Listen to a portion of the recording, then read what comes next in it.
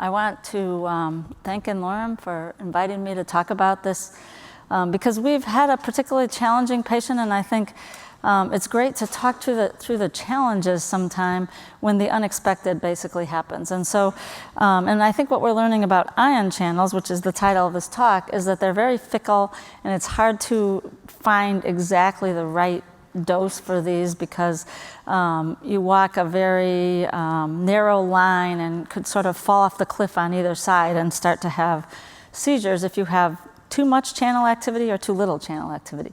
So I'm going to talk about my patient, was originally Heather Olson's patient, my SCN2A patient. So he has a mutation in the sodium channel 2A subunit, which the sodium channels, of course, are very important for neuronal activity and neuronal connectivity, as well as seizures and the amount of excitability in the neuron.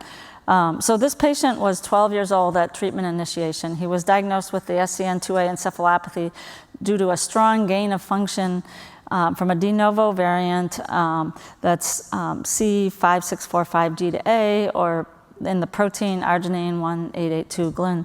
So he had very severe intractable epilepsy, uncontrolled by any anticonvulsants from the first day of life.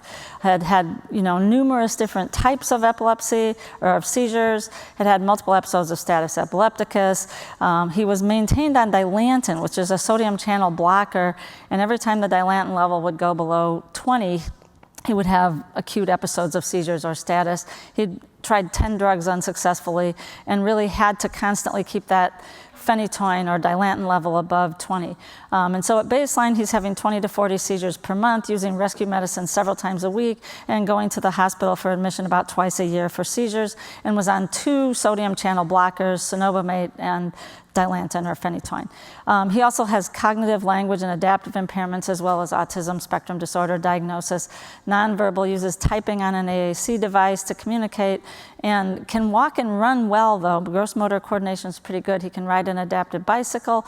But when we test him cognitively, he has about a 1 to 2 year age equivalency on most outcome measures.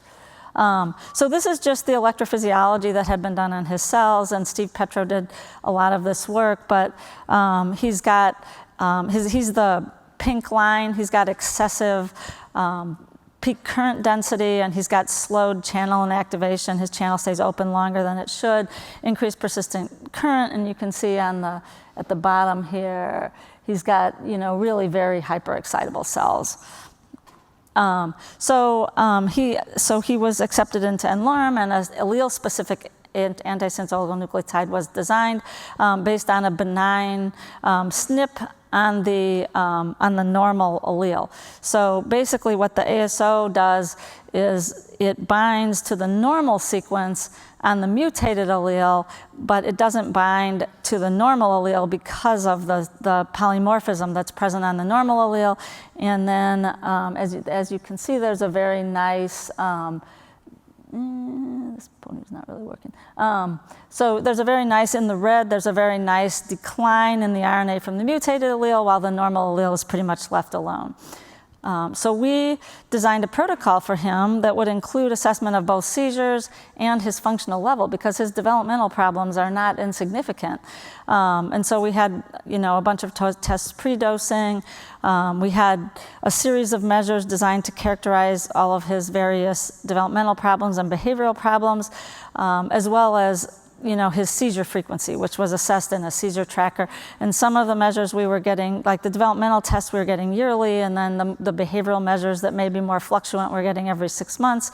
And our primary outcome was to improve his seizures, the frequency and the length of seizures, as well as secondarily improves adaptive behavior, development, cognition, use of Dilantin, and his EEG, as well as safety, of course. So the protocol was designed to have a stepwise dose increase, as is done for most ASOs. And so we had an initial dose of 20 milligrams and had an option to ramp up all the way to as much as 100 milligrams in the protocol. And then, of course, we had a dose de-escalation plan that would be done if undesired effects were seen, like, for instance, the reemergence of seizures, which can happen if you have too much sodium channel blocking activity. Of course, he had too little, I mean, he had too much sodium channel activity, so we're trying to block it down. But if you go, overboard and have too much sodium channel blocking activity, you can also have seizures. So we were increasing based on seizures and decreasing based on seizures, which turned out to be a little bit confusing. So what I'm going to do is kind of walk you through the trajectory of his treatment and, kind of walk through we had some hypotheses that turned out to be wrong, and then we tried to correct, and we're gradually, I think, coming to equilibrium with him. But this part of it, I wish this pointer would work, but there it is. Okay, so this part up to here is pre-dosing. This was his follow-up time 3 months before dosing. You can see he has a lot of seizures. This is seizures per day. And then in the blue, he's keeping these dilantin levels, the frequent dilantin levels, to keep them a little bit over 20. And then he gets the yellow. The yellow is rescue doses, getting a lot of rescue doses of medications, and then having a lot of dose adjustments. The green is dose adjustments. So this is all going on constantly. They have to constantly monitor this and do adjustments. So we gave the first dose, the big lines are doses. So we gave the first dose of 20 milligrams, and it really looked like the seizures were coming down. Right here, it seemed like there were less of them. And then we gave the 40 milligrams a month later, and the seizures really tapered off. And in fact, he became seizure-free for 5 weeks, which was really amazing. And we thought, okay, this is really working. And then we gave him his third dose of 60 milligrams, and we thought, well, this is going to be a bigger dose, so this is going to work even better, and we're probably going to go over the top if we keep the dilantin the same, so we're going to wean the dilantin. So we did wean the dilantin, and it was kind of a gradual wean, and as we got down on the dilantin, he started to have those seizures again. So we thought, oh, this is because we weaned the dilantin too soon. So we're going to put the dilantin back, which we did, and we're going to give him 80, and we're not going to change the dilantin. So we gave him 80, and then he had this big bump of seizures right after his dose, and the family's calling me, he's having 5 seizures a day. And I said, well, maybe we're over the top now and we've got too much dilantin. So we're going to wean this dilantin fast, which we did over about, 4 days, which is very fast, and he became seizure-free. And then we thought, okay, we must have gone over the top. But then the seizures began to reemerge, and we thought, okay, the ASO is wearing off, and now the seizures are coming back, and so we have to put back the dilantin, which we did. And so we were back on the dilantin, and we thought, okay, the dosing interval might be too long. So we went to the next dose. We gave him another 80 milligrams, and we said, okay, we're just gonna, we're gonna try to wean the dilantin more gradually now. We're not going to do too much with it. And he did have a post-dose bump, but then he never had a huge amount but he was getting a lot of rescue doses. And then finally we said, okay, we cannot manage this dilantin. The dilantin is up and down all the time. We don't know where we are on the curve. It's, every ASO, we're trying to figure out whether we have too much or too little sodium channel blocking activity, and we're constantly adjusting the dilantin. We just have to get off of it so that we can kind of figure out where we are with the ASO. So that's what we did. We weaned him off dilantin over between these doses. And then after an 80 milligram dose and off dilantin, he became seizure-free again for a period of time, which was nice. But we still weren't quite sure what dose we should be using. So this turned out to be like super complicated, trying to figure out where we were. And the question was, why? Why is he having more seizures right after his dose? Is it really all these adjustments we've made in the dilantin, or is it something else? And so what I started to think is, well, it's real simple to treat a neuron with an ASO. If it's too active, you give it an ASO that gets rid of the offending gain-of-function mutation, and then it's less active, and that's fixing it. But if you have a whole circuit in the brain, what we're actually dealing with in the brain is more like what those pictures show. Then maybe you've got neurons that are excitatory, synapsing on neurons that are inhibitory, and now you're blocking these excitatory neurons, and then your inhibitory neurons are less activated, and so now you're getting excitation downstream of other neurons, and maybe that's the kind of thing that we're dealing with and why this is so complex and we can't get control. So the most effective timing was not clear, and nor was the balance of dosing. So we said, well, we seem to do better on lower doses, that he did really well the first summer after he was treated, so we gave him 40 milligrams, but we made the mistake of deciding that maybe we could wean the cenobamate at a lower dose because it would work better. So we started trying to wean the cenobamate, and then the seizures got really bad because remember, that's another sodium channel blocking agent. So we put the cenobamate back and then said maybe 40 isn't enough and gave him 60. And you can see this is all, just a lot of adjustments. But now he had 60 last time. We left the cenobamate alone. We have no more dilantin in the mix. And he's actually done pretty well. So I think we're starting to figure it out. We're going to give him 40 next time. And we're going to ask the question, what's best, 40 or 60, just leaving the cenobamate stable? I mean, if we could continue with this kind of seizure frequency, that's much improved from his previous situation. And then we can try to find out how to tweak it and whether the 2 or the 3 month dosing interval is really better. So we're still figuring this out, but I think we're starting to get a handle on it. And I still don't quite understand the post-dose bump in seizures, but I think that's something we might have to learn about SCN2A itself. So overall, we do have periods where we have a significant improvement in seizure control. He is no longer taking dilantin, which basically, if his level even got low, he was in status before. He has not required an ER visit for IV rescue medicine since the study start. And he's having less seizures during some dosing periods, including the most recent one. But we're still making adjustments and learning where is that perfect balance. How do we walk at the top of the cliff and stay there rather than falling off either side? But he has had improvements in behavior. He's got less in irritability and better cooperation, more engaged in tasks. And I'm just going to show you a series of some of the outcome measures that we've been measuring. So his adaptive behavior, this is on the Vineland Adaptive Behavior Scale. What you see in gray is the amount of change, is the annualized, in other words, per year, amount of change pre-dosing. In other words, his Vineland didn't really change much, for instance, in receptive language. But he's had an increase in his scores in receptive language since going on the drug. Expressive language hasn't really done much. He's nonverbal, so that's a little bit harder to assess. He could be expressing himself better on the computer, but that doesn't go into the Vineland. Some of his daily living skills in the personal the play and learning area and personal social seem to be a little bit better.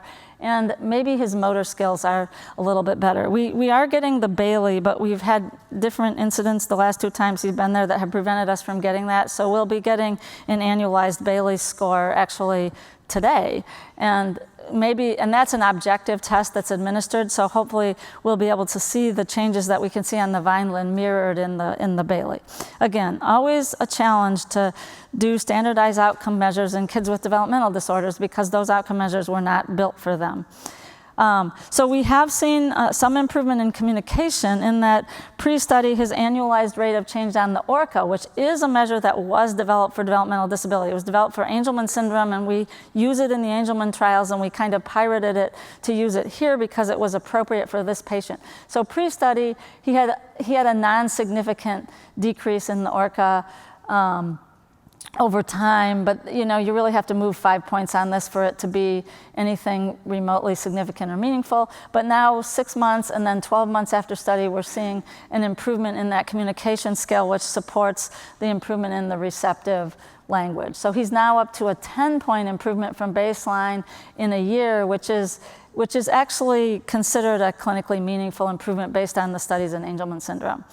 And then this is a scale called the Aberrant Behavior Checklist that we use for kids with developmental disabilities. And you can see his irritability rating has come down quite a bit. He has a lot of stereotypic repetitive behavior, and that's come down, and his hyperactivity and noncompliance have come down. Now, there could be some placebo effect in this because this is a parent-rated scale, but we just have to look over time because as time goes on, typically placebo effects kind of abate. Repetitive behaviors, he had these repetitive behaviors, like he would be constantly interrupted. If there was any little piece of something on the floor, he would have to go pick it up, and then he would sit on the floor and pick up all the little tiny things you can't even see. He was picking those up off the floor, and it was consuming a lot of his time that he might be spent doing other more productive things. So that actually has come down a lot. Oops. And that's measured on this repetitive behavior scale. And then he had some self-injurious behavior that's gotten better as well. So there seems to be a trend, a global trend towards some improvements on many of these measures. This is a measure of sensory processing. He has a lot of things where he likes to put things in his mouth and have unusual sensory stimuli, and that also is coming down a little bit on the trial and sort of reaching a more normal level. So, in conclusion, adjusting ion channel functioning is tricky, especially when using ion channel impacting anticonvulsants at the same time, and you kind of don't know where you are as you put the ASO in, and then you have these other drugs that are also impacting the channel function. I think it's still challenging to understand why we're getting a seizure spike post-dose most of the times, but I think it has something to do with the sort of peak of the ASO and circuit function. I don't know what. I mean, that's just my theory. I don't know that that's what's happening. We did, look for any kind of immune responses, like after the dose was given, that might be aggravating the seizures, but we couldn't find. We did a big panel. We couldn't find anything. So I think we're dealing with a network, and again, there's a right place, and we have to walk that very carefully. And ultimately, I think we'll find what is his optimal treatment frequency and dose. I think we're making good progress. It's taken 1.5 years to kind of make progress, and I think decreasing the dosing interval, while that may not be his best dosing interval, it has helped us kind of figure out what's going on with him faster, because we can give him a dose every 2 months, so it takes 2/3 the time to work through all of these questions.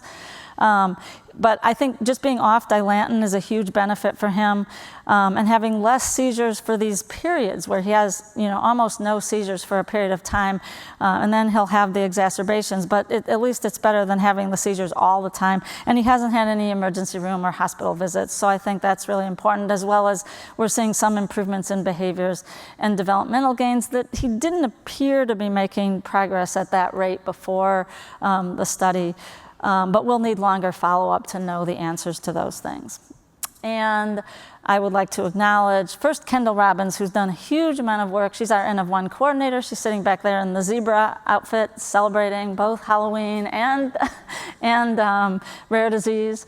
And Orsi, who's another coordinator who's helped us a lot with medical monitoring and anesthesia recovery. Heather, who wrote the original draft protocol and then followed our patient before the ASO trial. And n-Lorem, our N-of-1 fund at Rush, which helps fund some of this. And of course, the patient and family. And that is all I'm going to say.